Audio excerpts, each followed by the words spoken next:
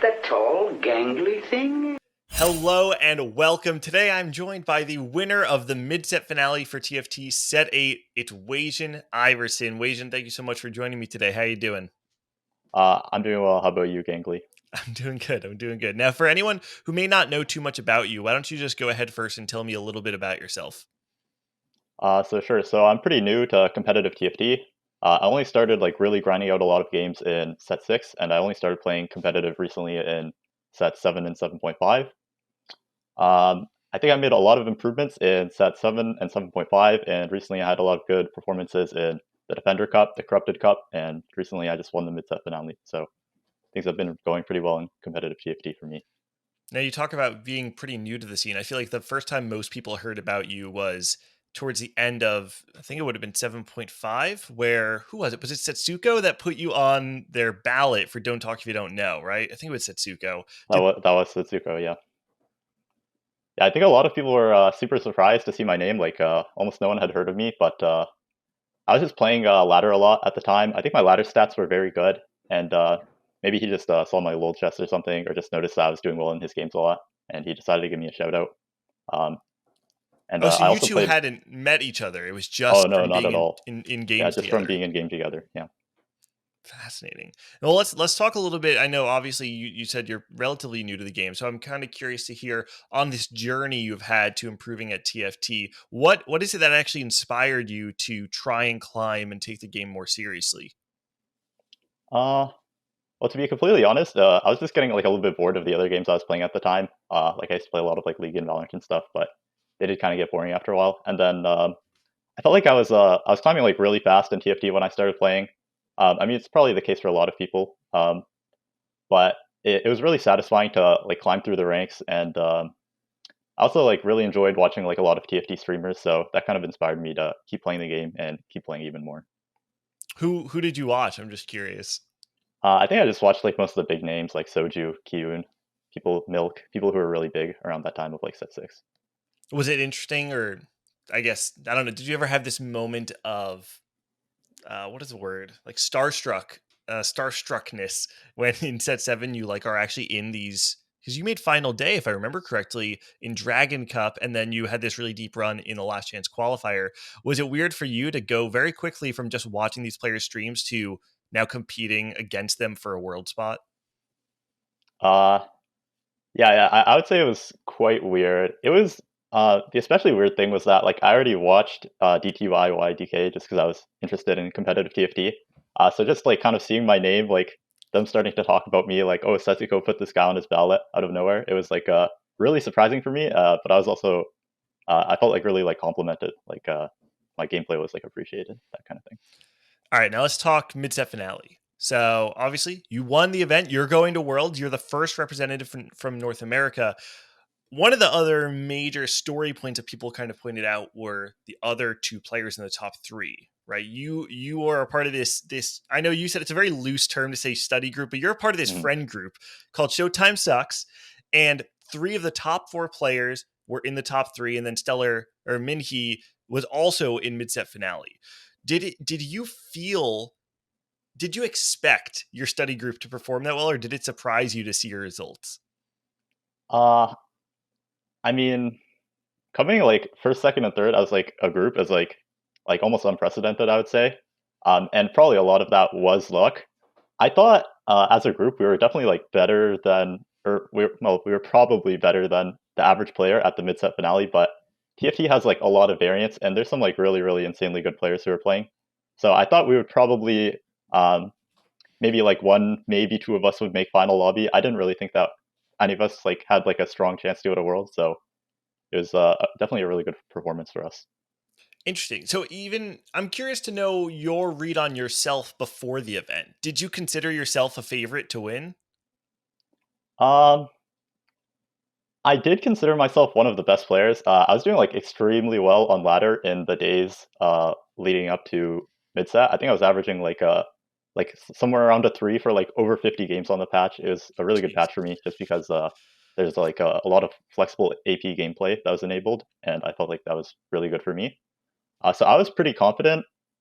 Um, But it's hard to say because like anything can happen in TFT, and it's only 6 games. So I didn't want to have like too high hopes for myself. I didn't want to tell myself, oh, like you have to make final lobby no matter what, because then I would have felt really let down if I didn't do too well. I think to a lot of people, there's this story of almost like an uprising of new players in TFT right now. And I think the final lobby of Midset is great evidence of that, right? I think to a lot of people, actually, if you had flipped who advanced from day 2 and who got knocked out from day 2, a lot of people would have guessed that the bottom 8 from day 2 were actually the final lobby.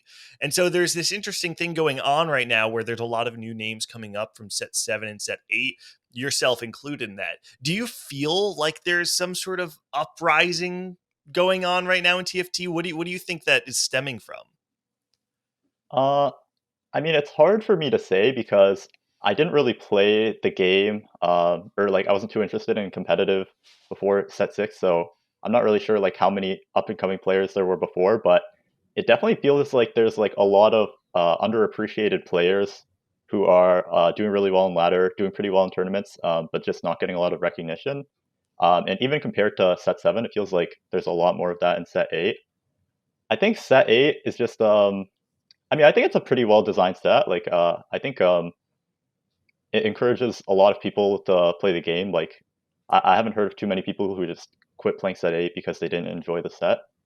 So I think TFT being pretty good right now definitely contributes to a lot of people wanting to play the game, a lot of people wanting to grind out the game, and just improving and trying to play it competitively.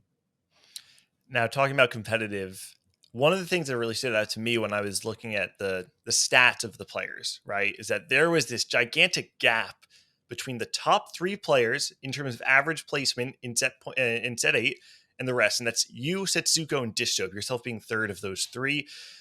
And just to make it clear, you averaged, I think it was 3.49 over the course of all of your tournament games, while the next best player, the 4th best player, Clear, averaged a 3.89. So roughly almost half of an average placement better than the 4th best player.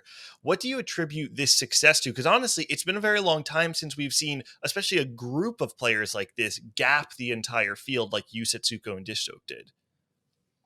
I think if I had to attribute something to like having really good success over multiple tournaments, I think it's just that one of my strengths as a TFT player is just being very like adaptable to the meta. Um, Through all 3 tournaments, I was like quite confident in my meta read and confident in my ability to play the game.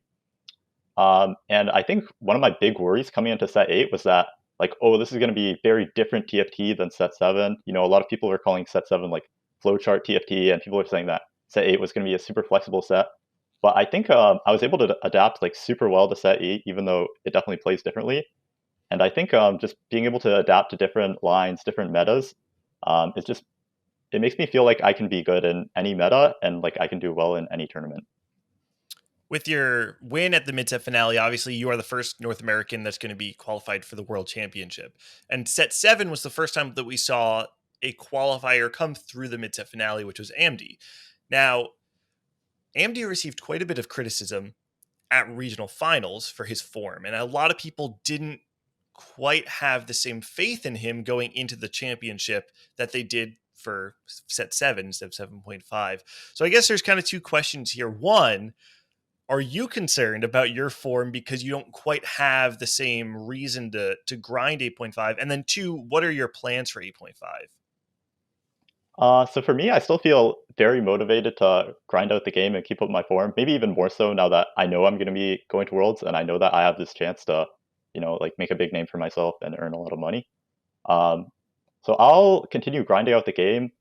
I don't think I'll be one of those players like Soju or Setsuko who's playing like more than 1,000 games in a set, but I'll definitely be playing ladder a lot. Definitely be like watching VODs a lot, and definitely try and stay as engaged in TFT as I was in set 8.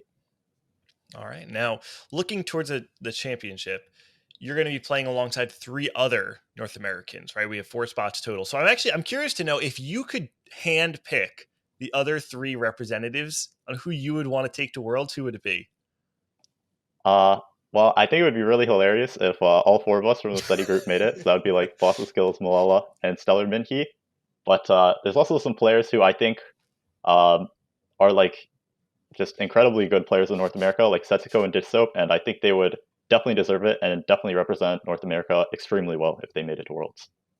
Okay, so we have the 4 out of 4 study group is one option, and then we have you, Setsuko, Dish Soap. You got to pick one more though on this non show. I mean, maybe there's overlap. Maybe you're also taking Bosso or someone with you. Yeah, maybe some overlap, or maybe just someone who's in really good form in 8.5. It's kind of hard to say who's going to be really good in 8.5. Fair enough. Okay, so now last thing for you. During these interviews, I always open it up for community questions. I do have one question for you coming from Mr. Incredible, who said, were there any noticeable plateaus when improving at the game? And what did you do to get over those? And in parentheses, if you just climbed like a Chad, what do you think led to that success? I don't know if there's any... it's kind of hard to say there's plateaus because there are certain patches where I guess you could call it a plateau. Like I was just like very stuck at, like one LP, like maybe whether it's like low challenger or like somewhere in the middle of challenger. But I think like new patch cycles, it just can often like change the way the game is played. And then sometimes like a new patch would hit and then I would just suddenly start doing like extremely well and climbing like hundreds of LP over the patch. So I wouldn't really say that there's one thing or one moment where I plateaued and one thing that allowed me to break through it. Just as for general improvement, I think like watching streams a lot and just thinking about like why the player is doing what they're doing and if there's anything that they can improve on it, like what could they do. Just thinking a lot about the game while watching streams, I think really helped me improve a lot and probably helped me improve more than just grinding out ladder games. I noticed I was looking at your lol chest prior to our conversation, and I did notice that in set 6 that was when you hit challenger for the first time, right? But it didn't seem like you climbed super high in set 6 if I remember correctly. It was kind of like low challenger, yeah, like 800 LP ish is kind of where you were sitting for a while. What was it that you think actually clicked that suddenly in set 7 you started really exploding? Yeah, I think that would just be like learning about like certain really good players to watch, like Dish Soap and Setsuko, and just like kind of copying the lines they played, copying how they played the game, and that was really what like allowed me to play like very good flowchart TFT, as Bryce likes to call it, and that allowed me to climb very high in set 7 and 7.5. All right, yeah, makes sense. All right, well, Wasian, that's actually everything I have for you. Before we go, is there anything you want to shout out? Yeah, I just want to shout out like Malala, Bossa Skills, Stellar Minhee, because we played a lot of TFT together, and I mean everyone knows that we're all friends and like in the study group. Some other people that like didn't really get talked about.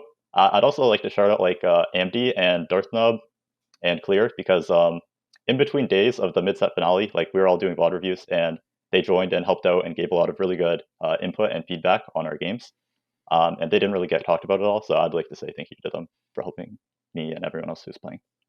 Awesome. This is one of the greatest things about TFT, where we find in these competitions, even when they are in our actual or our own region, that because it's not a team game, everybody is on their own, but because everyone's on their own learning together, we always have this overlap of players helping other players improve. So it's really cool to hear stories like that. Definitely shout out to Amdi and Clear and everyone else who joined that call. But Wasian, again, that's everything I have for you. Thank you so much for joining. To everyone watching this interview, Wasian won't be there, but if you're interested in seeing 2 of the 4 of the Showtime Sucks study group, TC3 is coming up this weekend. We have Stellar Minhee, Bosso Skills, ton of other players that I'm sure you all know Voitsin, Pokygum, Spicy Appies, Ramkev, just to name a few. There's a ton of talent coming. Definitely encourage you all to come watch that. You can check it out on my Twitch channel, twitch.tv/ganglytft, and check out Tactician's Crown on Twitter to get all the info you need. Again, thank you so much for watching this interview. Make sure to subscribe for more TFT content.